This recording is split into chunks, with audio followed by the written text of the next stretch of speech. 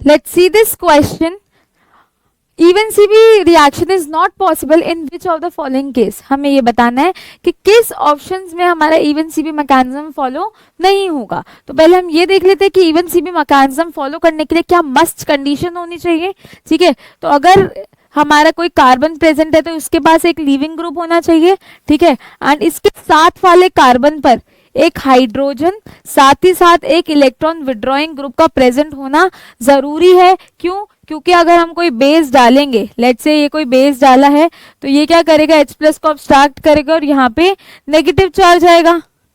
ठीक है, तो ये नेगेटिव चार्ज को स्टेबलाइज कौन करेगा, इलेक्ट्रॉन विड्रॉइंग ग्रुप इसे क्या करेगा, स्टेबलाइज करेगा।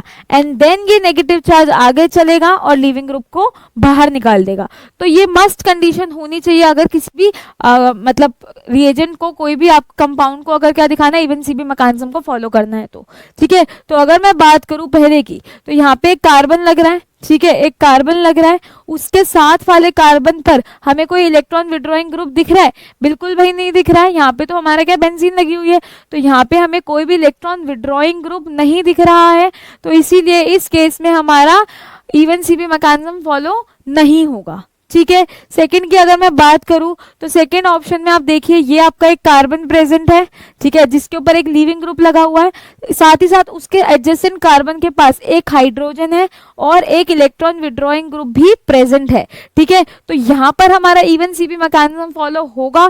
क्यों? क्योंकि यहाँ से बेस क्या करेगा, H प्लस को अब्स्ट्रैक्ट करेगा, नेगेटिव चार्ज बनेगा, उस नेगेटिव चार्ज को Cn स्टेबलाइज करेगा, एंड देन ये नेगेटिव चार्ज आगे चलेगा और Sr2 प्लस बाहर निकल जाएगा। ठीक है, तो यहाँ पे इवन सीबी मैकेनिज्म फॉलो होगा। नेक्स्ट की अगर मैं बात करूं तो यहाँ पे क्या हो रखा है, यहाँ से अगर मैं बात करूं, ये वाला कार्बन है, इसके ऊपर एक लीविंग ग्रुप लग रहा है, साथ ही साथ उसके एडजेसेंट कार्बन पर एक इलेक्ट्रॉन विड्रॉइंग ग्रुप भी प्रेजेंट है। तो यहाँ पर भी इवन सीबी मैकेनिज्म बिल्कुल फॉलो होगा।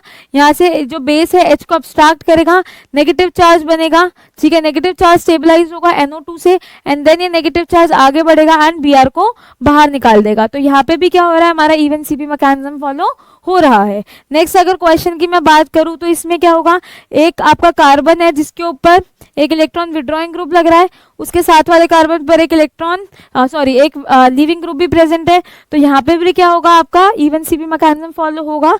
यहाँ से H को अब्स्ट्रैक्ट करेगा, नेगेटिव चार्ज बनेगा, नेगेटिव चार्ज आगे चलेगा और इस Br को बाहर निकाल देगा। तो यहाँ पर भी क्या होगा, इवन सीबी मैकेनिज्म फॉलो होगा। तो इसीलिए इस क्वेश्चन का जो करेक्ट ऑप्शन होगा वो कौन सा होगा, हमारा ए ऑप्शन। इस ऑप्शन में आपका इवन सीबी मैकेनिज्म फॉलो नहीं होगा। ठीक है।